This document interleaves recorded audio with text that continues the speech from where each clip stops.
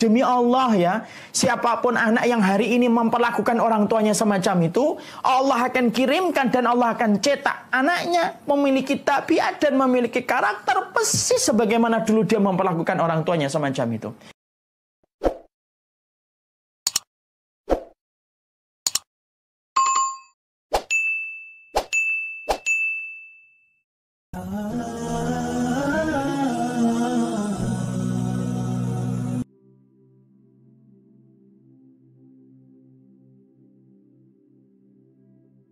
Kalau ada seorang anak rajin komunikasi sama orang tuanya, mendatangi orang tuanya, sering menjenguknya, Allah akan kasihkan nanti ketika badan kita bungkuk, rambut kita sudah beruban, tangan kita sudah gemeter ketika akan memegang satu benda. Nanti anak-anak kita akan terus menjagain kita, berkomunikasi dengan kita, ngobrol dengan kita, tidak pernah bosan mereka menemani kita persis sebagaimana dulu kita itu bersabar ketika menemani orang tua kita ketika mereka sepuh dan senja. Tapi sebaliknya, kata para ulama, man aqqa walidayhi, barang siapa yang dia durhaka kepada orang tuanya, misalkan dia pelit kepada orang tuanya, disiksa orang tuanya dengan kerinduan, tidak pernah diperhatikan, tidak pernah ditelepon, tidak pernah dilihat, tidak pernah dijenguk, tidak pernah untuk dipapah, untuk kemudian menuju ke tempat ibadah.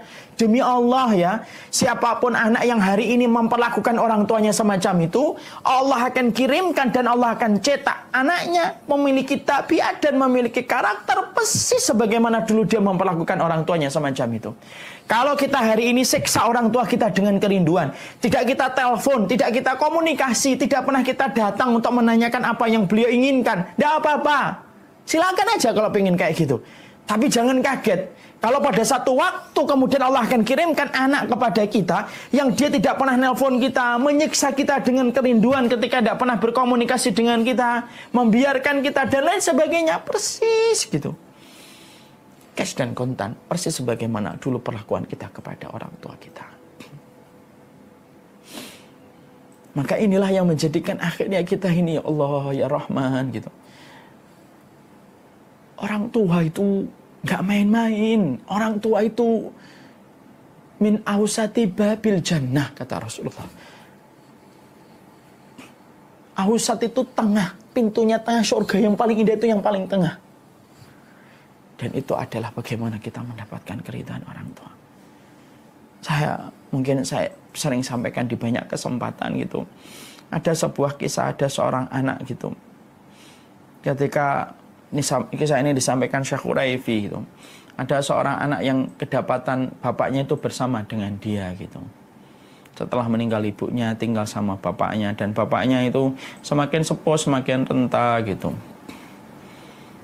Dan ketika kamarnya banyak barang-barang yang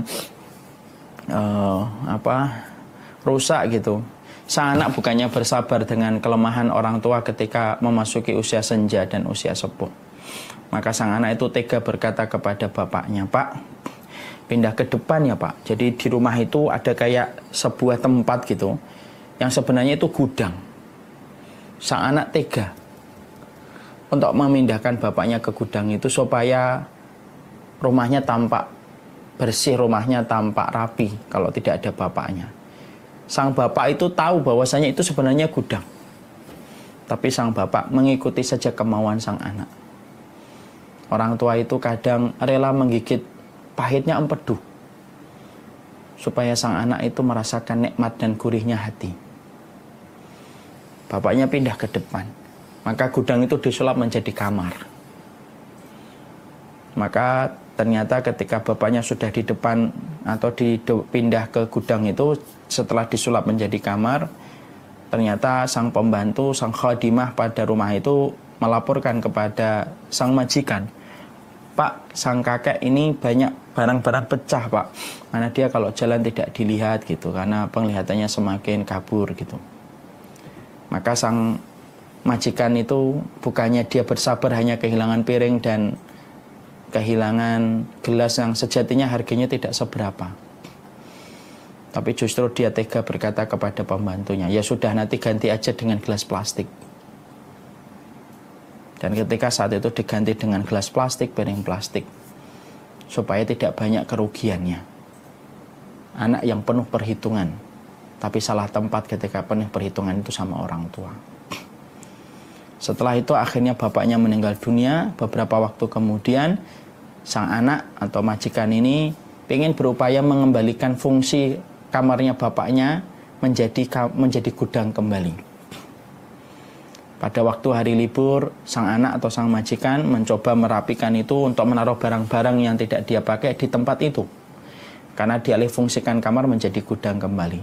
Anak-anak dia ikut, yang berusia 7 atau 8 tahun ikut bersama beliau. Membersihkan di tempat itu, main-main. Dan itu cucu dari sang ayah yang meninggal itu. Tahukah kita, anak-anak kecilnya itu mengambil piring plastik dan gelas plastiknya. Sang bapak atau sang majikan lalu berkata sama anak-anaknya, jangan nak, itu barang kotor, piring kotor, itu miliknya kakek yang sudah meninggal. Sudah, jangan biarin itu, mau kita buang ke tong sampah. Maka sang anak kecil itu yang baru berusia 6-7 tahun, refleks mereka berkata dan berkomentar kepada sang ayah.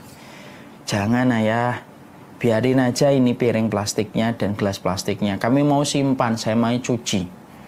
Ditanya sama ayah mereka, lo buat apa itu disimpan? Supaya nanti kalau ayah sudah tua kayak kakek kemarin, kami akan memberikan piring plastik ini dan gelas ini kepada sang ayah sebagaimana kakek memakai ini. Masya Allah. Kayak tersambar petir di siang hari yang bolong, sang bapak terduduk menangis, terisak-isak sampai mendatangi ulama Syekh Huraifi untuk bertanya apa yang bisa dilakukan untuk menebus dosanya kepada bapaknya yang telah meninggal dunia. Itulah yang menjadikan akhirnya kita memahami betul. Semua kebaikan hidup kita hari ini itu bukan dari kita, tapi sejatinya dari ketulusan orang tua kita ketika terus mendoakan kita. Kesolehan kita itu bukan hanya berbanding lurus dengan sholat tahajud, puasa sunnah, taklim yang kita ikuti, tapi sejatinya kesolehan kita itu berbanding lurus dengan tingkat baktinya kita kepada orang tua kita dan ridhonya mereka pada kehidupan kita. Tidaklah kita diberikan kemudahan oleh Allah kecuali ketika kita menjaga kualitas kita bersama orang tua. Siapapun yang merapikan kualitas hidupnya bersama orang tua, Allah yang akan menyelesaikan sisa-sisa urusan yang tidak kelar dan tidak berujung, dan itu mudah bagi Allah. Dan siapapun yang ingin rapi kualitas anaknya kelak ketika dewasa, jangan pernah berhenti untuk merapikan kualitas kita bersama orang tua kita. Semoga Allah merahmati kita, memberikan keberkahan kepada orang tua kita. Semoga orang tua kita yang telah terbujur di dalam kuburnya diberikan oleh Allah kelapangan. Semoga mereka diberikan taman-taman di surga pada taman-taman barzah yang sedang mereka dapati. Semoga mereka diampuni oleh Allah, dan semoga orang tua kita yang masih hidup disehatkan oleh Allah, diberikan barokah usianya, dan kita diberikan amal berbakti yang tidak pernah putus dan tidak pernah bosan kepada mereka selama hidupnya.